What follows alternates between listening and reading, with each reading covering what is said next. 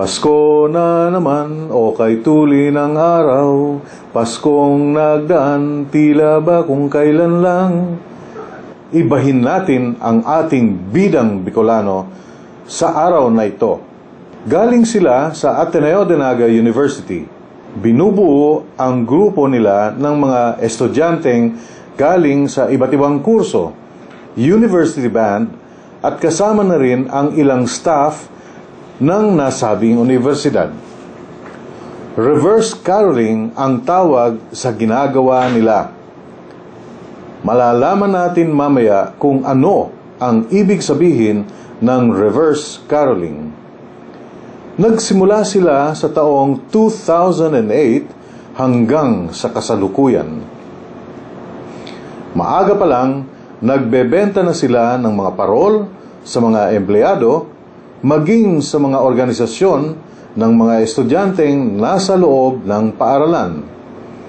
Nagkakaroon din sila ng campus caroling na kung saan lahat ng makukuha nilang urito nga lang yan Nagkakaroon din sila ng campus caroling na kung saan lahat ng makukuha nilang pera ay siyang ibibili nila ng mga ibibigay. Paano nabuo yung grupo namin sa reverse caroling? Nabuo yung reverse caroling group during our evaluation and planning on October 2008. And nagbuo kami ng concept na paano kami magkakaroon ng isang activity during Christmas na i-incorporate namin yung caroling and giving or sharing. And yan, naisip yung mga seniors namin na what if magkaroon tayo ng caroling na instead na kami yung bibigyan, kami yung magbibigay. So, yan, nakipag-coordinate kami sa institution ng Ateneo, kinausap namin yung university band and yung na kung pwedeng mag-ask kami ng help sa kanila. And first, yung inisip namin, magkakarol kami sa lahat ng offices. And sabi ni Sir Aldrin, yung moderator namin sa CCD Balls, na hindi involve yung buong university. Kung magkakarol lang kami sa kada offices. And naisip namin, what if gumawa kami ng fundraising na yung proceeds mapupunta dun sa reverse caroling.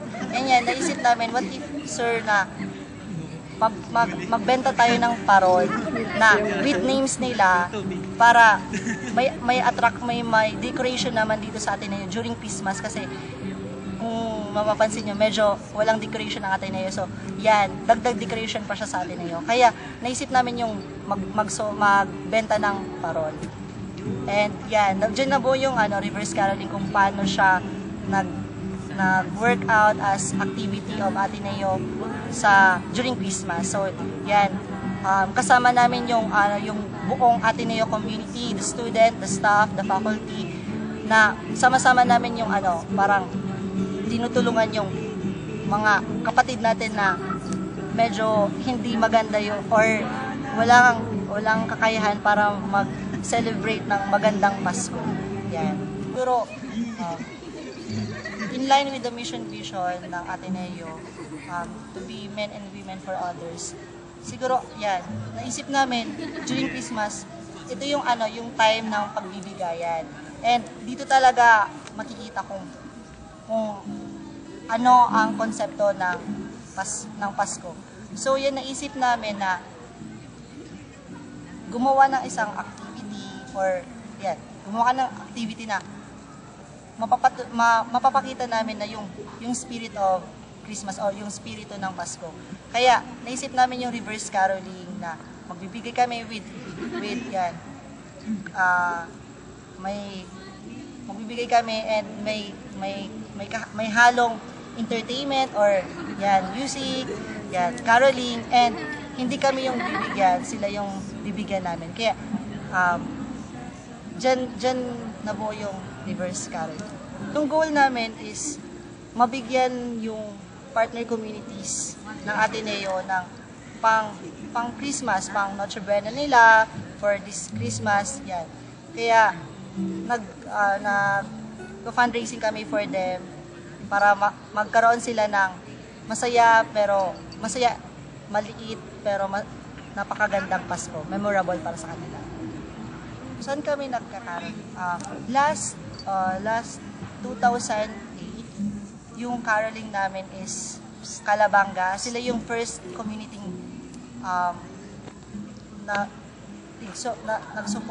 nagsuportahan ng reverse caroling. So, 2009, nag-carol kami sa Buhi, sila yung second, and third sa Sangay, and yung fourth, Kabusaw. And this year po, magkakarol kami sa Magaraw. So, ang parol po, hindi lang yung Ateneo community ang bumibili. So, pwede rin po kayong bumili na yan kahit sa labas sa Ateneo, yung mga tagalabas, like iba-ibang schools, iba-ibang family sa labas. Pwede rin kayo po bumili ng parol namin for worth 70 pesos lang po. Meron na kayong family na mapapasaya during Christmas. And kung gusto niyo pong bumili ng parol namin, just visit our office, CD office, Ateneo Dinaga University, and look for Sir Aldrin Belmes. Thank you. Part po kami kang reverse caroling kasi aram ni na as a student, pinang estudyante kang Ateneo Dinaga University, ini ang paagi ni para makatabang sa ibang tao, lalo naman yun na Christmas. Yan. Time of sharing para sa ibang tao, and dako lang man na pero as a student and as part kang sarong dako lang community sa Ateneo. Dako lang puros pag-adal, dako lang sa sa mga libro, nakaka-adal, nakaka-learning mga bagay-bagay, pero sa pagtabang sa ibang tao, mas dako lang bagay ang natatabang man sa muyang mga nagjujoin sa araw kaning kibuhon. From Ateneo Dinaga University, Merry Christmas and Diyos Mabalos!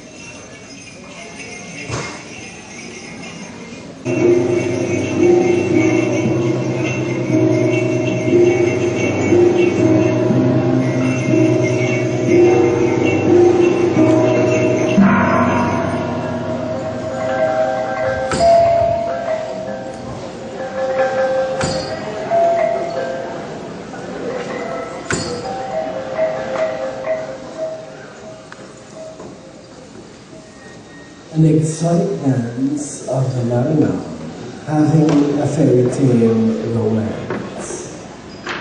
Legend has it, a princess was out in a garden catching butterflies as depicted by the fans used by her and her handmaidens. An earthquake causes a landslide to happen, and only the timely arrival of her prince, who leads her out of the rolling logs,